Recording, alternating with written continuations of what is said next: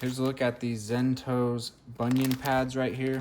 Bunion cushions. Just ordered them off of Amazon. Thought I'd do a little unboxing on camera. Might be helpful if you're thinking about getting these. See how they come packaged, see what they look like.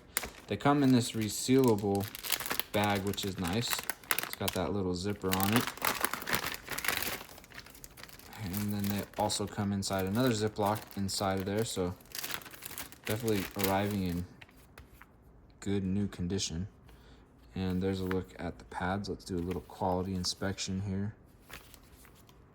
All of them came through looking real nice. Peel one off right here. They have a good amount of thickness to them. Not sure if it's coming through on camera, but you can see it's this type of fabric material, and it does have, you know, a little bit of thickness to it. Let's peel this off.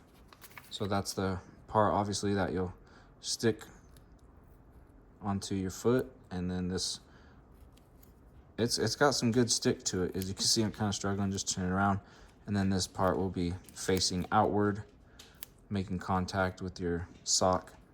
And it's just, these are really well made, really good stitching all the way around, really strong adhesive.